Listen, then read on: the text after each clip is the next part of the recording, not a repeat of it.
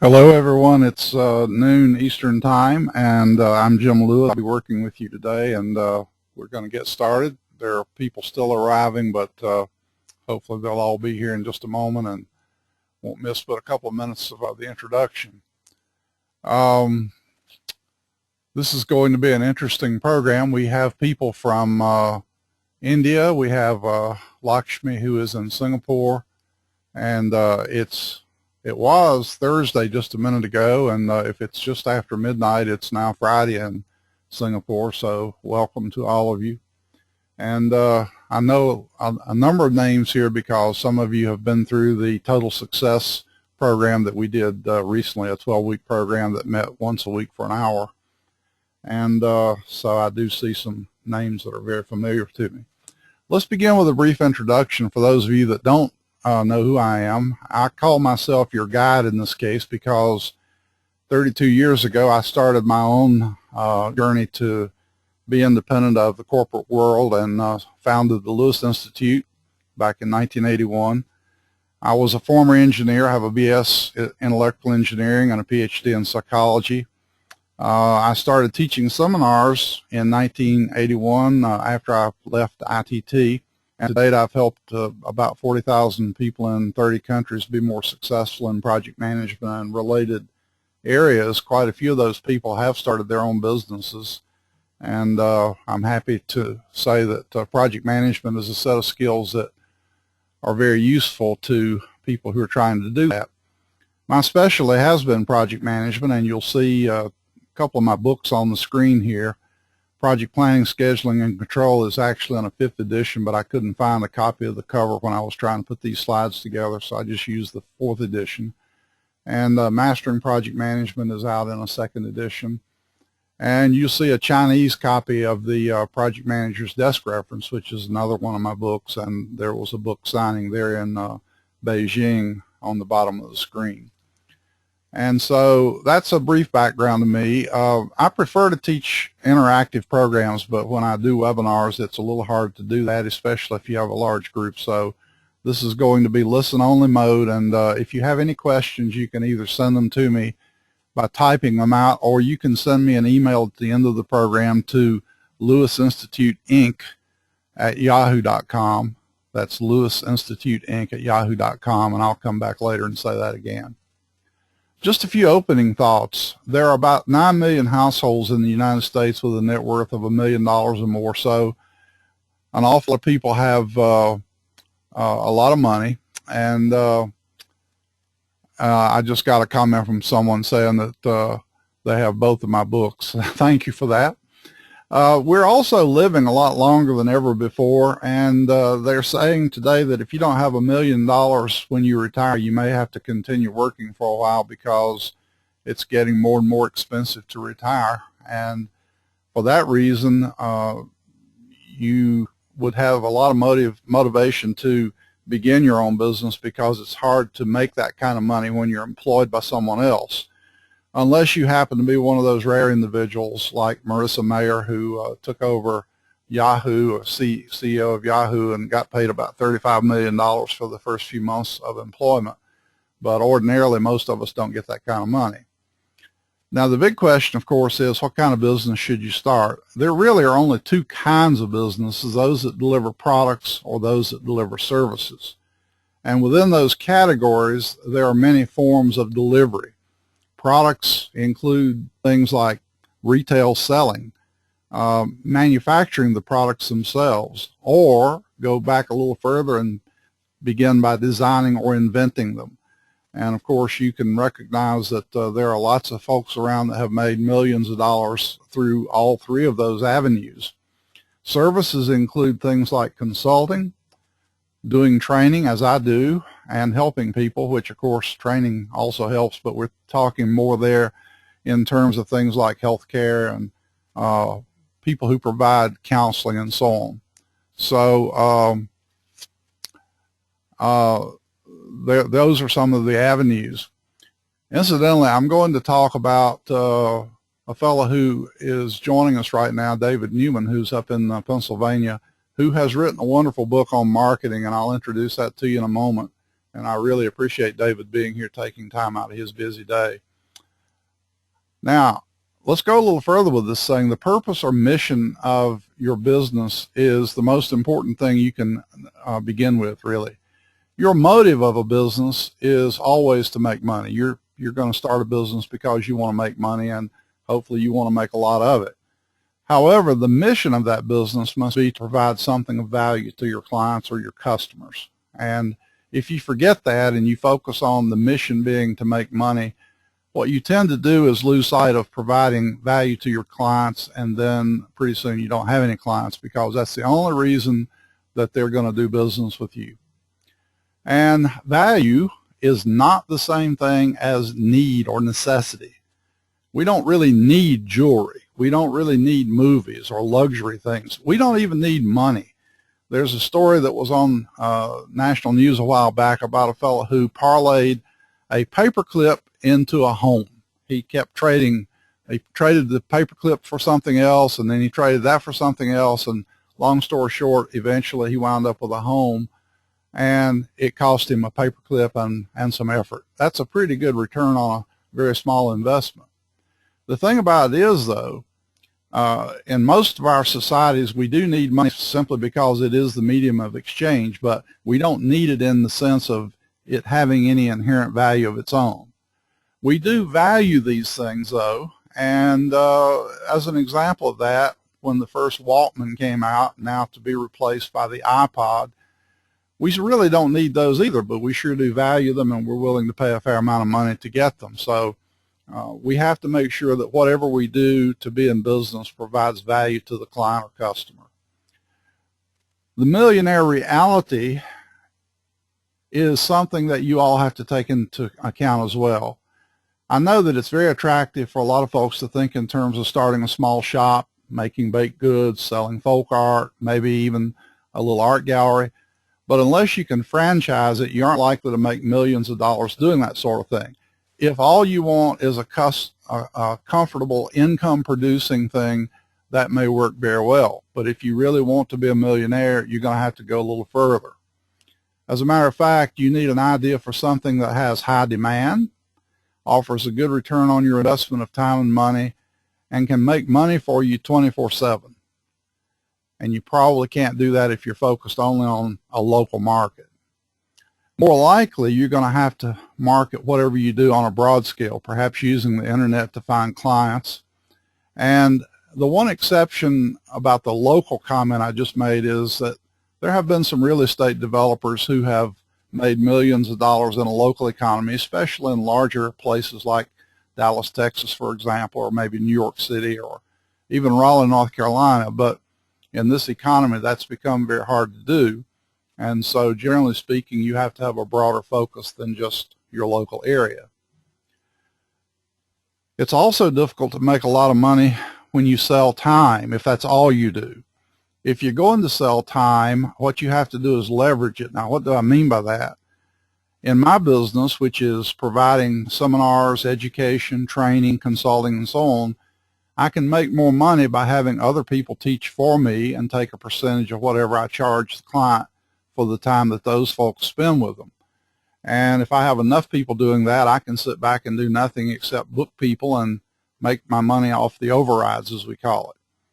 Again, that introduces a whole new set of problems because you have to make sure that you have enough work to keep those people busy, or pretty soon they abandon ship.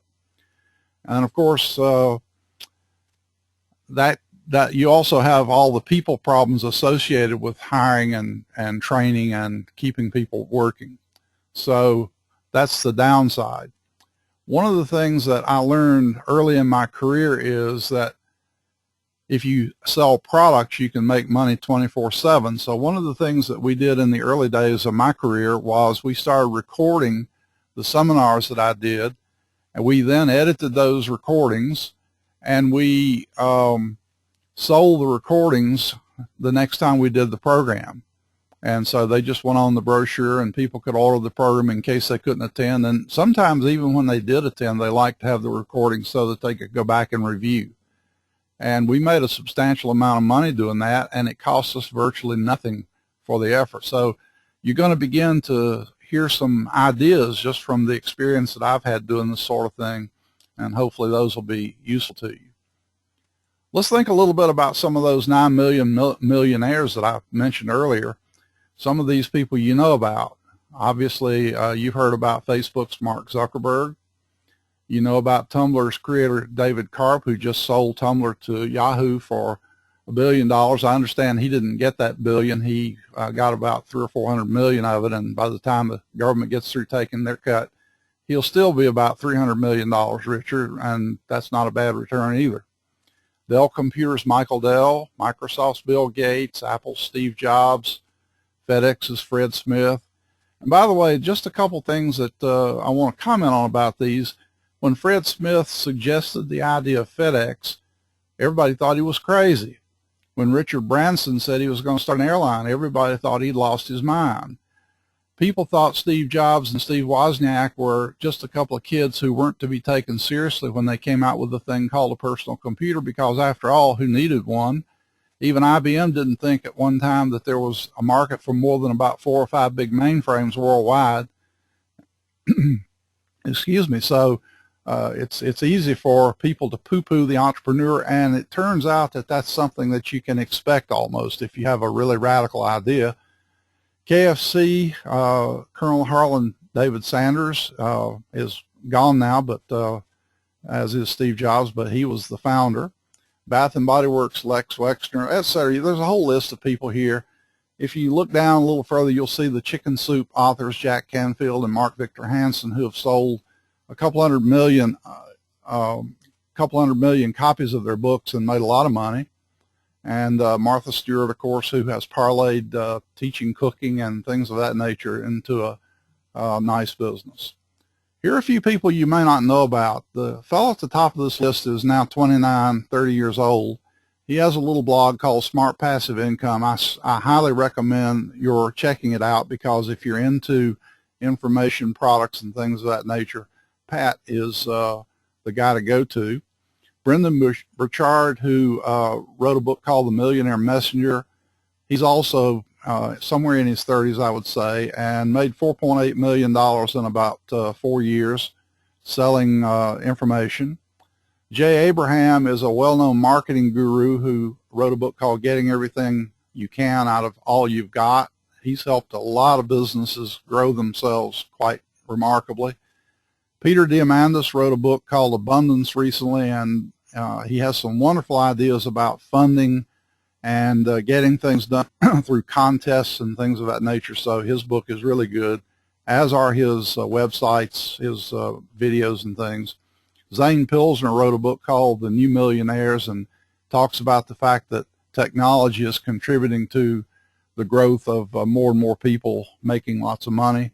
Jeff Walker has some really good stuff on launching products. Dane Maxwell is a young man who has helped people develop software products to solve problems for people. And as I said, we're fortunate to have David Newman here, who wrote a book called Do It Marketing, and I'll show you a copy of that book in a moment. Some of the best ways today to build $1 million business include things like selling information and services. And this includes things like learning products, self-study courses, online learning, seminars, also coaching people, and we'll take a look at that in a moment, teaching, writing. Creating a winning product can be a winning way to build $1 million business. Starting an internet site such as Tumblr, and as you notice, there's more and more of these kinds of sites coming around, and it remains to be seen how many of them will survive, but at least for some people, they're getting wealthy doing this. Software products, of course, I've created a couple of apps. I have some fellows in India that are working on those for me, and they are now on both the Android platform as well as the iTunes platform. And these guys are in northern India, and they do a wonderful job for me. And I sit in my living room, and we correspond by email, and they develop the product, test it out, I test it out, and we put it up for sale. I'm not getting wealthy off of them, but in this day and age, you need to be thinking about these as possible streams of income. Games, of course, sometimes they hit, sometimes they don't. Angry Birds, I guess, is an example of one that's kind of caught on.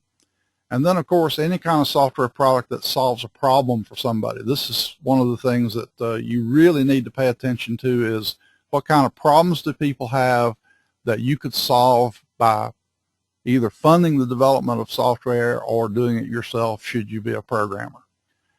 Examples of selling information. I'm a real believer that this is a very lucrative avenue, because what you're doing when you sell information is you're helping people shorten their learning curve through teaching or coaching them. As a matter of fact, that is exactly why all of you are on this webinar right now. I've read hundreds and hundreds of books in my 32 years in business on how to market, how to start businesses, how to sell, how to train, all that stuff. And when you come to one of my programs on project management at NC State University, you'll pay $1,800 to be there for 3 days. You could just as easily buy my book for $50 and read it yourself and get everything out of it that I'm going to tell you in that 3-day seminar.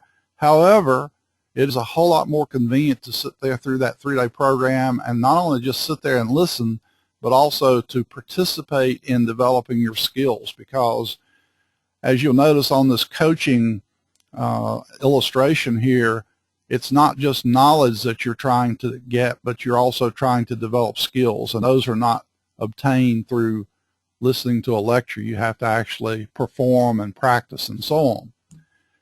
Look at all the different kinds of coaching that exist out there. There's sports coaching, executive coaching, financial advising, performance improvement coaching, helping people in business get more bang for their buck. Even personal trainers, if you're trying to get in better physical condition or lose weight or whatnot, there's a big market for that. Various kinds of how-to programs. There are television programs on how to make recipes work and how to cook food and how to do home improvement and so on. There's all kinds of seminars and workshops that you can go to learn how to do almost anything nowadays. There are many, many how-to CDs. I absolutely love the products that are produced by Nightingale Conant. I love to listen to CDs in my car when I'm driving back and forth to a job, and I can learn an awful lot that way. And so home improvement, even fishing. NC State University actually has a seminar on how to fish for trout here in the mountains of North Carolina where I'm located. And then, of course, management training of various kinds, because so many people become managers accidentally. They started out their careers as life scientists or engineers or IT people and suddenly find themselves having to manage other people and they don't know how to do it. So providing management training to help them move ahead has been a very lucrative thing for a long time. Now, before we get too excited here about starting our $1 million empire, we ought to think a little bit. I know some of you have an idea for a super product or service that you'd like to start selling immediately and start rolling in the dough. But before you can start to plan how to start your business, you need to answer a few questions. And I'm going to tell you right now, I got these out of David's book. I've modified them slightly, but I think I retained the spirit of it. First thing you need to think about is, who do you want to be your customer? And I know some of you are sitting there thinking, well, I want everybody to be my customer, but that's just not likely to happen. Even if you're selling ice cream, for goodness sakes, there are some people out there that do not like ice cream. I know that's hard to believe, and it's even harder to believe that there are people out there that don't like chocolate. I mean, chocolate is one of the basic food groups, but I can promise you that I've met some of those folks. And we hosted exchange students from Europe a number of years ago, and I still remember one girl from Germany who hated raisins, and so we had cookies with raisins in them, and she thought they were terrible. So you can't have everybody be your customer. Why will they want what you offer? This is an extremely important question to answer, because most of us start thinking about what and how before we even understand the why. And there's a fellow named Sinek, S-I-N-E-K, who has a TED presentation on selling your why. And I really would encourage you to get on TED.com and watch his presentation, because he points out that too many of us sell the what we do without explaining the why we do it, and customers primarily want to buy things that they understand the why for. The next question is, what will you say to make a sale to your potential customer? And David has a wonderful little illustration that I think just captures the spirit of this whole thing. And as he suggests, suppose you had an Aunt Sally. Now, I don't know if this lady's name's Sally or not. I got this from Shutterstock. But she looks like Aunt Sally to me, or maybe Grandma Sally, I don't know. But suppose you want to write her a note and tell her about a product that you just learned about that you think she would like. Would you have to introduce yourself? Of course not. She knows who you are. She's your Aunt Sally. Would you have to gain her trust? Well, I hope not, unless you're a sleazebag, and in which case she probably won't want to hear from you. But if you're her trusted nephew or whatnot, then she probably trusts you. And would you have any problem knowing what you're going to say to her about the product? Probably not. If you know Grandma Sally or Aunt Sally, you probably know what she would be interested in, or you wouldn't even be pitching the product to her in the first place. Now, the last question there, I think, is the most important. Would she toss your letter in the trash without reading it? Well, if you're a sleazebag, she probably would. But again, if you're a beloved nephew or grandson or whatever, she's not likely to do that. Now, it turns out that you would really like to create that same relationship with your intended clients that you have with Grandma or Aunt Sally. And you can do that. And David has some wonderful advice for you on how to do it. Seth Godin calls this permission marketing, because you don't have to push. You don't have to worry about this person throwing your letter in the trash. As a matter of fact, some of you who are on here have been with me long enough that you're here because you know who I am, and you think I have something of value that you can use, and that's why you're here. And that's exactly the situation that we want to create for ourselves. Now, the question is, how do you do that? Well, I'm going to tell you, you do not do it by beating the client over the head with the traditional kind of advertising, interruption marketing, as people sometimes call it. You do it by promoting yourself through the development of trust with your potential client. Well, there's a basic point that was talked about by Coos and Posner years ago. They wrote a book called The Leadership Challenge, and then they also wrote one called Credibility. And they say that you only are trusted by people if you have credibility with them. Now, how do you gain credibility? Well, one way is to produce something that they can see for themselves. In other words, the proof is in the pudding, as the old saying goes. And so when I first started my career teaching seminars, it took me several years to get around to this, but I wrote my first book, Project Planning, Scheduling, and Control. It was published by a little company called Probus in Chicago at the time. They were bought by Irwin, and Irwin was eventually bought by McGraw-Hill, so all my books now come out through McGraw-Hill. A few have come out from Amacom. And as soon as those books got into the hands of readers, and the reader thought that they were good books, some of them would call me up and say, Jim, we just read your book. Do you actually do training? And I say, sure I do. And they say, well, we'd like to hire you to come in and teach our people how to run projects. That's the best marketing you can have, because that's permission marketing. They call me. And as a matter of fact, I have a basic premise that I think David would agree with. Instead of chasing customers, I want the customers to chase me. I want them to come to me because they've heard or they've found out that I have something that they can get that they value.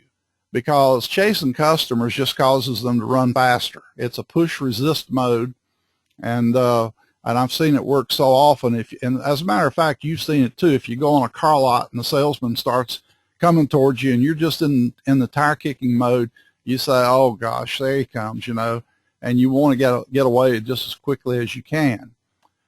So publishing things helps to show people that you know something.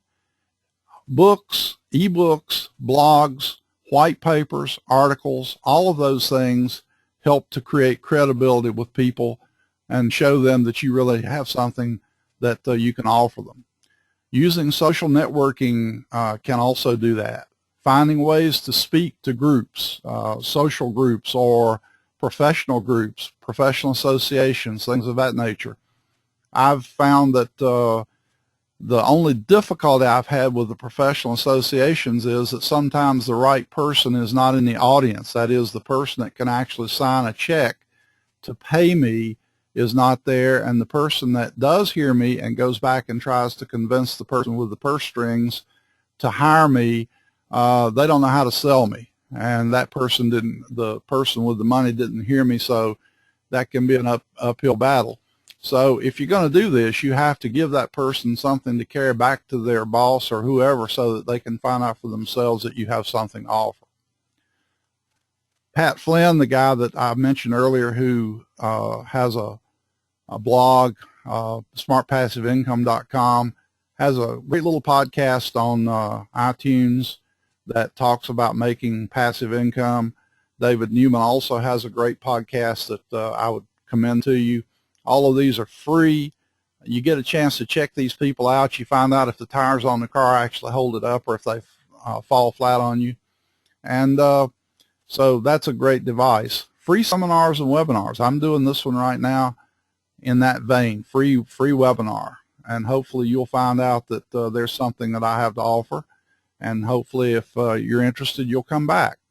And that's the way this thing works. And you've got to give people something of value in order for them to learn that you really have something to offer. Another avenue that you can explore is answering questions on forums and participation in LinkedIn groups. Well, I've been talking about David's book. Here's the cover, Do It Marketing. It has 77 instant action ideas to boost sales, maximize profits, and crush your competition. And I've been reading books on marketing for my 32 years in this business. I have dozens of them. I started out with Triton Reese with positioning, and those guys are both really good old-time marketers, but the world has changed and the techniques that you have to use have also changed. And this book is one of the first ones that I've read that's truly hands-on and practical. I'm going to be offering a Millionaire Entrepreneurs program shortly, and you can bet this book is going to be a core book in that program, because one of the things that David does is help you walk through the entire process of planning your business, deciding what you're going to do, how you're going to do it, what kind of business it should be, what kind of questions to answer, and then how to actually get it in the hands of potential customers. So if you have a chance, get a copy, read the copy, but most importantly, you got to do what it says. You can't gain customers just by reading the book. Now, I mentioned this fellow, Brendan Burchard, a while ago. I don't remember now where I even found him, but I can tell you it was on the internet, and I found him and checked him out. And I bought his book, The Millionaire Messenger, and I read it. And in the book, he tells about a lady who was a client of his who said to him one day that she wanted to make $1 million in 1 year. And that wouldn't mean that she's become an instant millionaire, because you can't retain all that, but she did want to at least gross $1 million in a year. And Brendan said, okay, here's a 5-step program that'll help you do that. And I'm going to explain these in a moment, but let's just look at the list. You can produce a low-priced audio program, something like Nightingale Conant would sell, and you can charge $197 for that. You can then create a subscription program. Now, by the way, we're talking about transmitting information, knowledge, something that people value to them. So these are kind of how-to programs, okay? You can create a subscription program, a video that maybe comes out once a week, charge $97 a month for it. You might include a conference call in that so that people can talk to you. You can then do a DVD home study course for $497. You can do a seminar, which you can charge $1,000 for 2 days or better. You can do group coaching, and this sounds like a high-ticket item, but if you think about it in a moment, you'll see that there are people who can do this. You can charge $2,000 a person if you get 15 people signed up and have them online with you once a month, and include 2 free tickets to a seminar and a separate live weekend event each year for your coaching clients. You can make $1 million in a year. Let's see how that works. I set up this little table so that you can see exactly how this process works. First of all, the low-priced audio. I actually bought a copy of Peter Diamandis' audio from Nightingale Conant. It didn't cost quite $197, but it was a fairly expensive set of CDs, and I promise you I got enough value out of it to pay for it. The idea here is that if you could sell one of those a day, you could sell 365 of them in a one-year period, because they will sell 24/7. You got orders coming in 7 days a week. And the total revenue that would generate would be $71,905.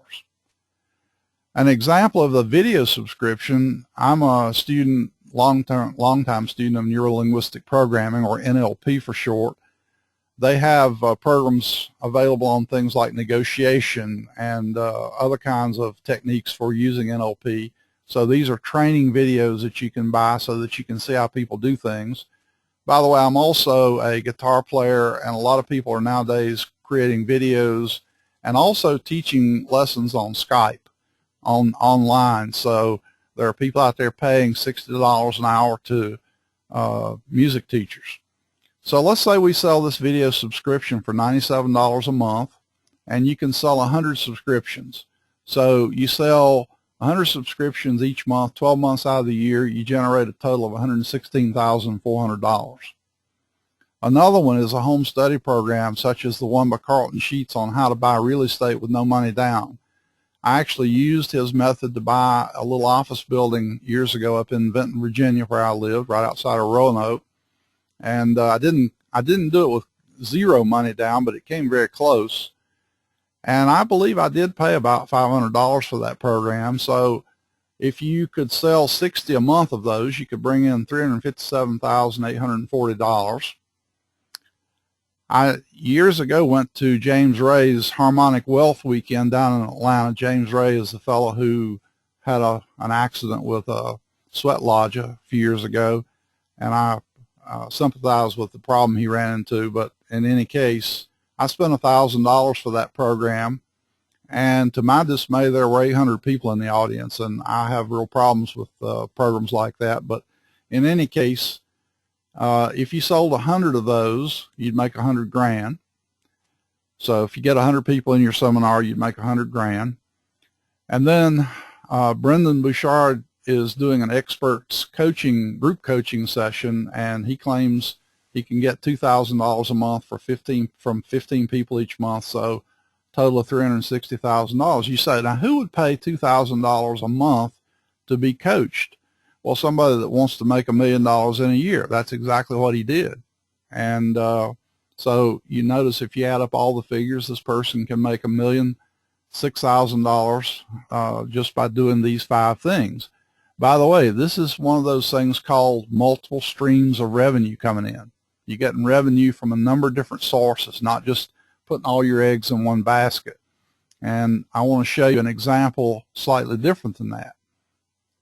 Jay Abraham, by the way, is very big on multiple revenue streams, and here's an example. You notice up in the upper left corner there, we have rental property income. I have a friend that I was in business with back in 1980. We were doing seminars, but John was also he had a long-term view of his goals, and so he started buying little rental properties way back in 1980, and at this point in time, he's got quite a few of those. And so that's also called passive income, because you're not having to do hardly anything other than keep the houses and things up to date and repaired and so on. And you can also do coaching. You can collect royalties like I've done off my books. And I'm going to share this with you because I believe this should be totally transparent, or else, again, I've got no credibility doing this kind of program. I've written 12 books on project management, and the first one came out in 1991. That was the Project Planning, Scheduling, Control book.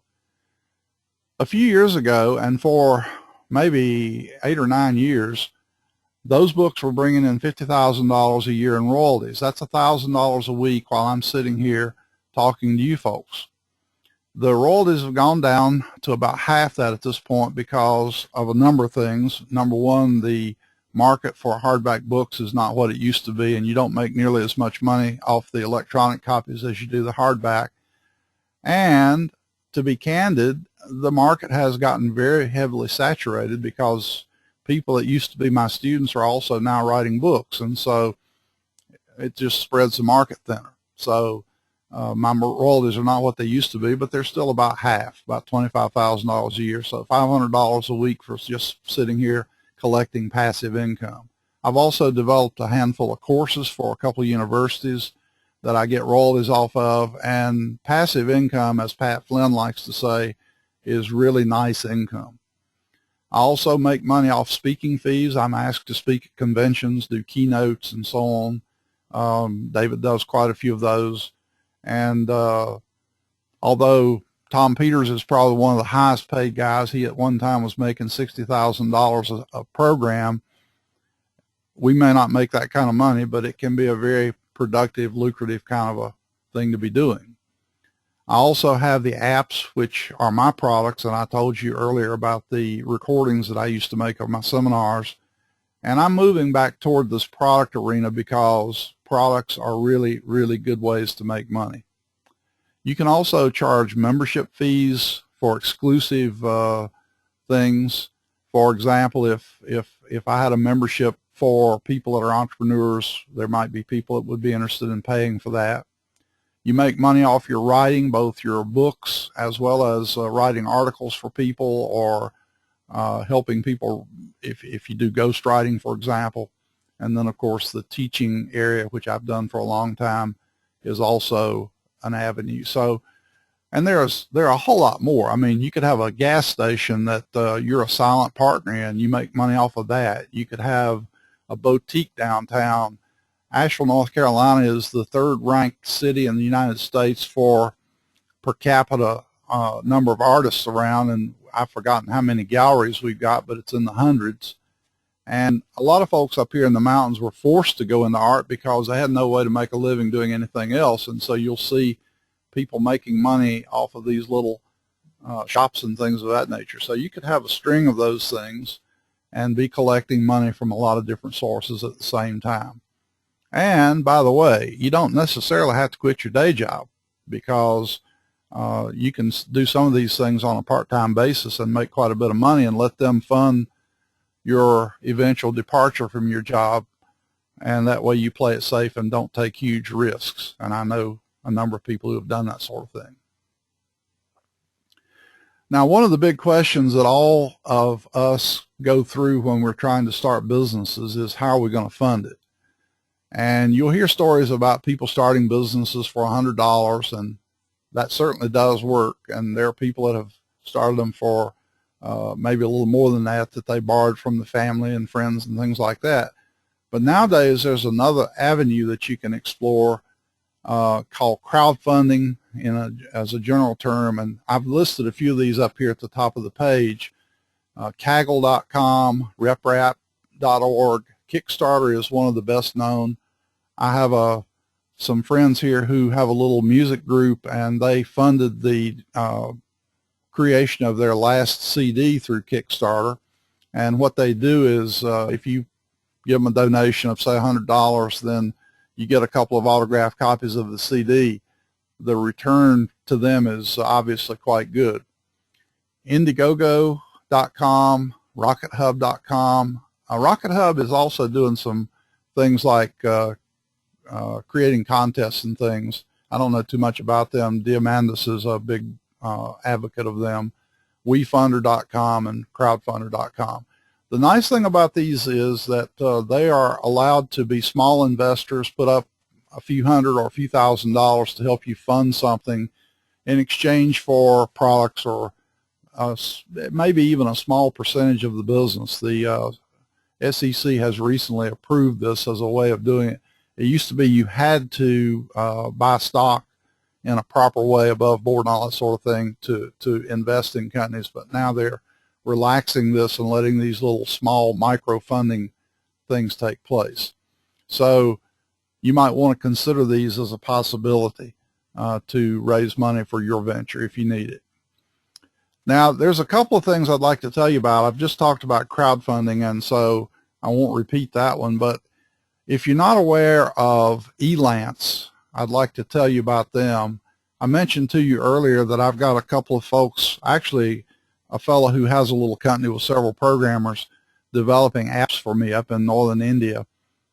These folks charge $15 an hour, and in India that's not a bad fee because the average wage for a brand new engineer just out of school in India is about $7,500 for a year. And so that's a few dollars a day, $30, $40 a day, I believe.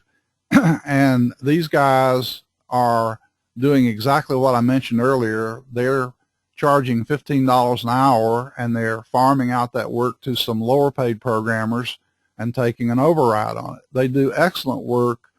The nice thing about it is Elance debits my bank account, and they then pay them in their own currency. And I don't have to worry about transferring money internationally or anything like that. I also can request bids from people. I can request proposals from people.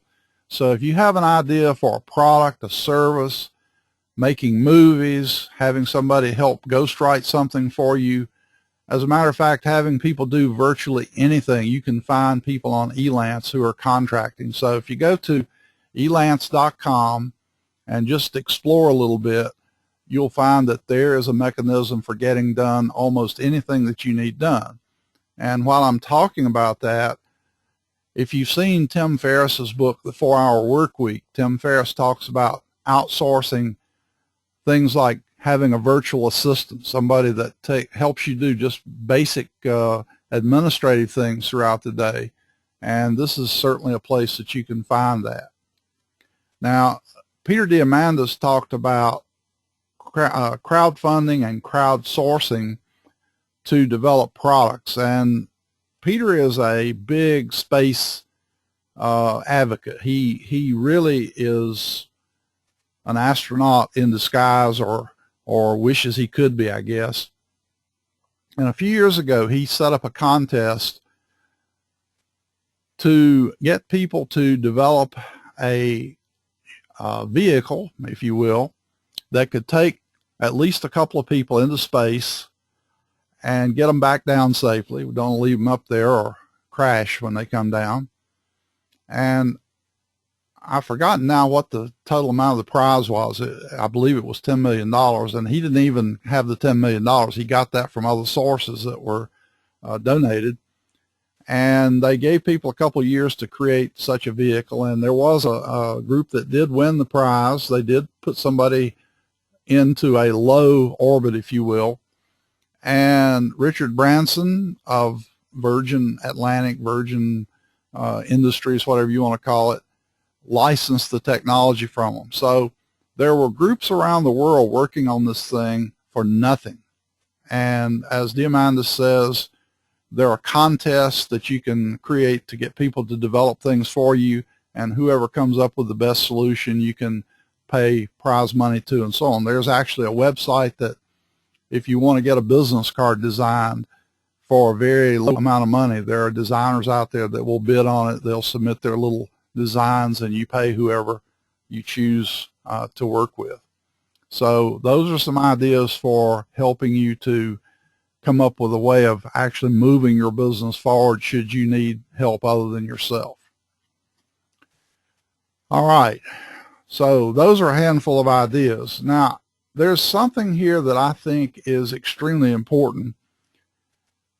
As I said earlier, I did a 12-week program called the Total Success Program that met 1 hour a week on Thursday evening. All the videos, all the programs were recorded, and they are on YouTube, and also a website called howcanibesuccessful.ning.com, and so you can go and watch those if you want to.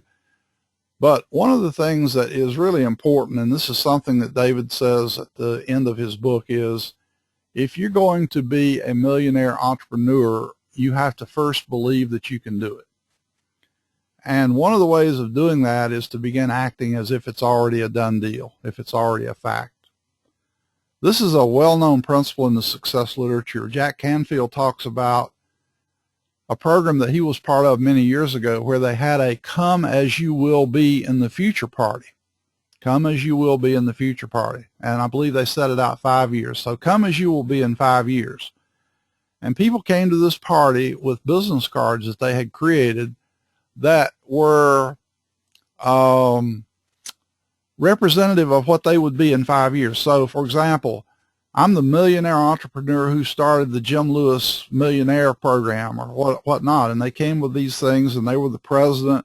They dressed up in appropriate costumes. They stayed in character throughout the evening, talked to each other, networked with each other. Now, here's the really neat thing.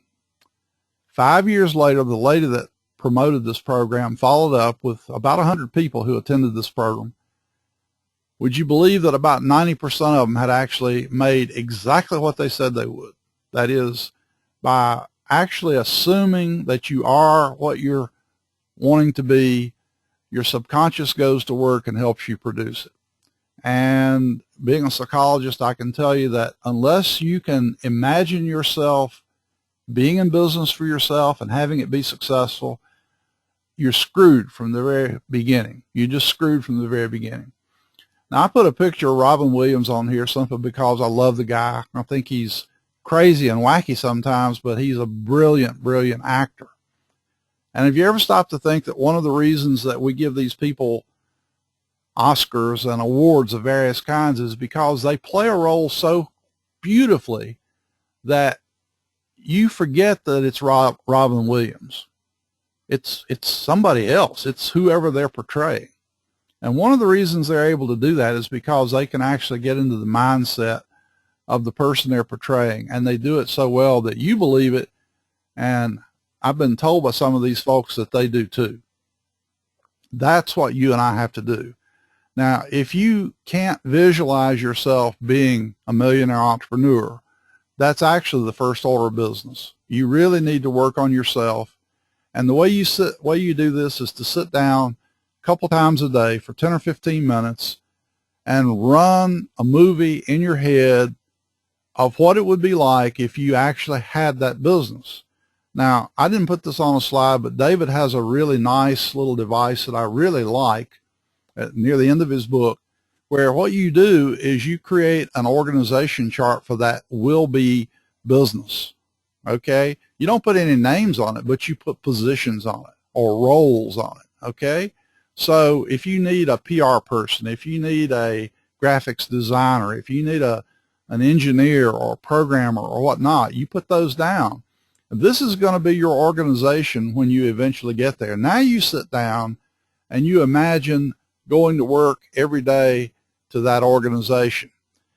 I heard a really wonderful story recently. I believe it was about Steven Spielberg, but I could be totally wrong on who this was. But there was a fellow who is now a famous movie producer who at about age 10 already knew that that's what he wanted to do.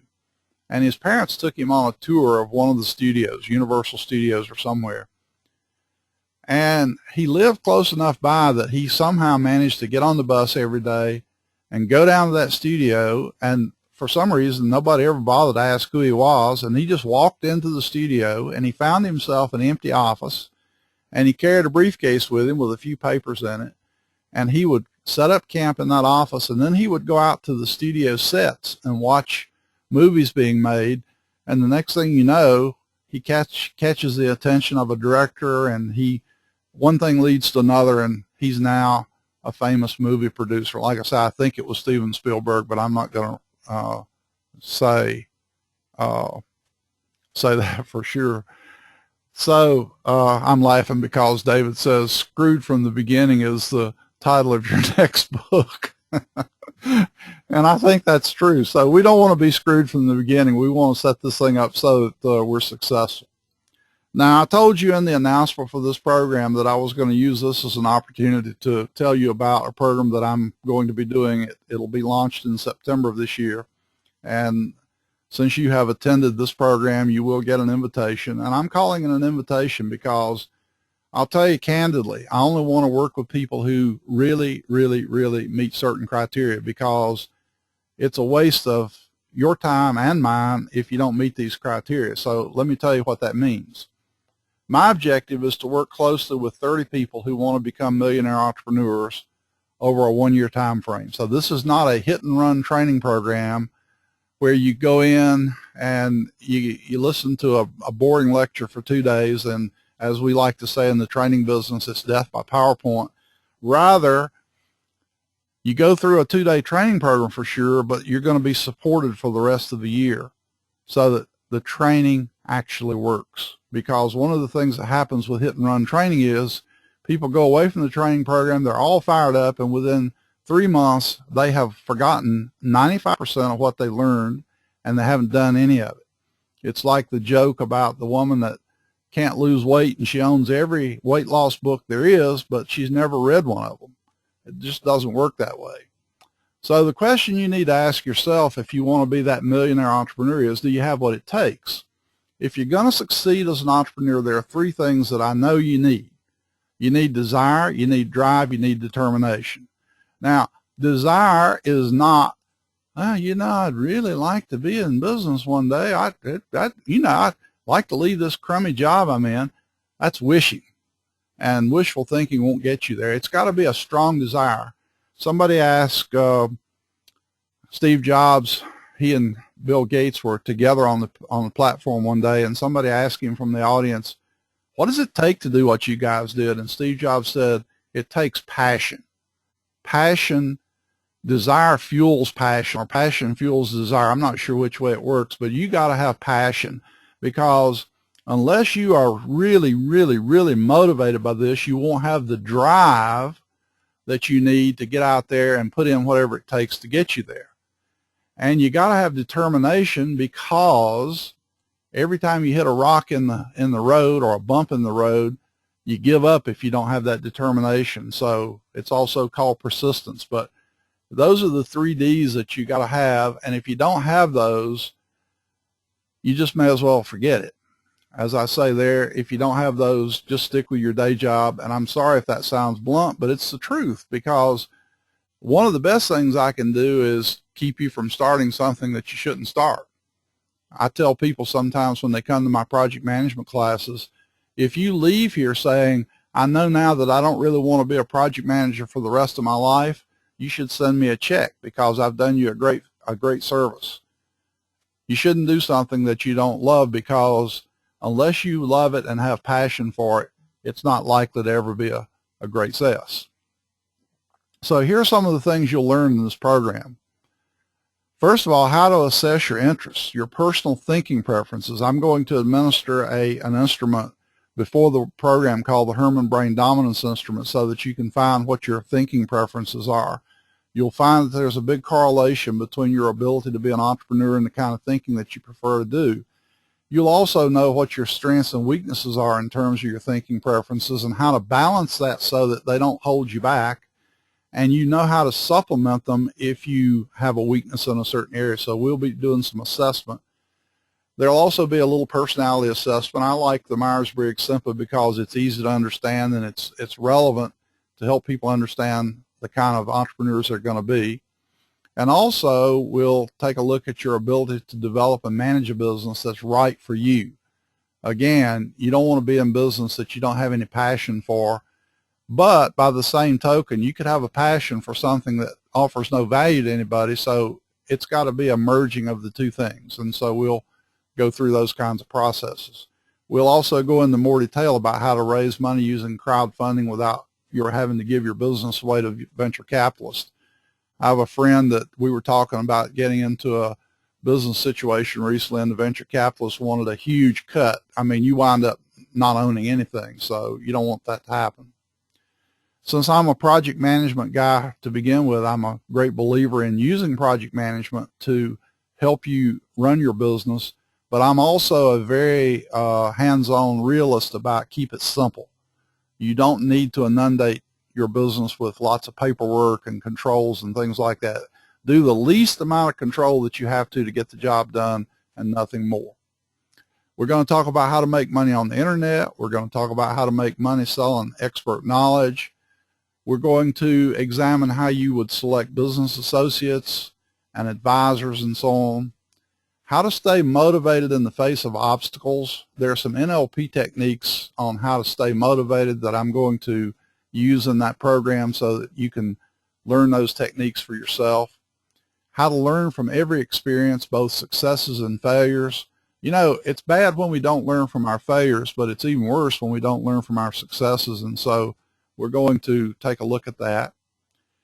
And then the next one is how to rid yourself of beliefs that may limit your success. What you find a lot of people do is start off on the right track, but I've known some people that have made $1 million and lost it. In fact, I know one fellow that made $1 million twice and lost it both times, and realized that the reason he lost it was that he had picked up a belief in his childhood that he wasn't entitled to have a lot of money.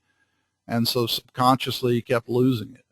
And so there are some techniques to get rid of those limiting beliefs.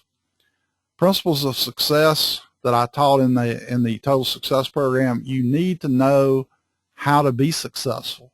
And these techniques have been around for about 100 years. Napoleon Hill came out with a book called, I'm having a senior moment. Anyway, Napoleon Hill, read his book on success, because he did 25 years of research under Andrew Carnegie's guidance, and the book was called Think and Grow Rich. I knew it would come back if I quit trying to find it. How to develop your strengths and minimize your weaknesses. One of the things that I hate about corporate America is the performance appraisal system goes like this. Jim, you've done a great job. Really like what you've done here and here and here. And you know what's coming next is the word but you need to improve in this. And generally speaking, it'll be something that is outside of your thinking preferences and outside of your most motivating approaches to what you do. And no sports coach in the world would run a business that way. They don't take the quarterback and say, you know, you're a good quarterback, but we really think you ought to get rounded out here and you ought to play tight end and all that sort of thing. That's just nonsense. And if we ran businesses the way people run sports programs, we'd be better off. And I'm not a huge sports fan, by the way, so when I'm saying that, I'm telling you, I've seen this a long time now. And then finally, how to form a mastermind group. This is a personal advisory group and not a business advisory group necessarily, although the two things kind of go hand in hand. And then finally, here's the roadmap to your success. And you begin by registering for the program. You take the HPDI online.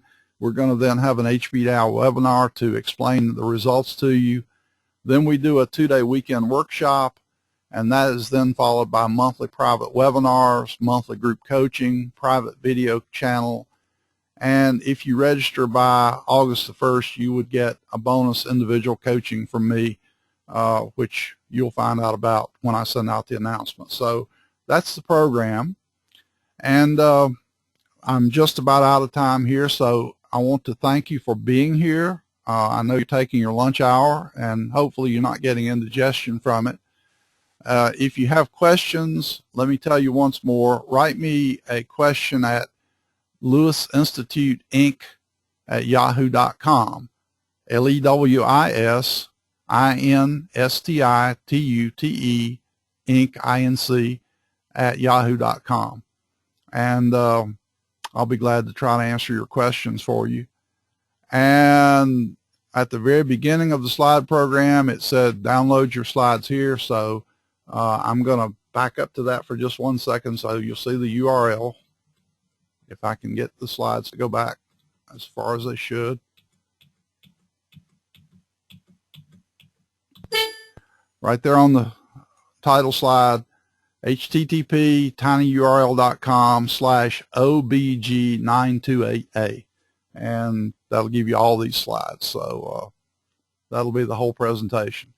By the way, the Millionaire Entrepreneur website will be up shortly. I just registered that name, and so I'll have that up in a week or two, and I'll be putting resources on there that will help you.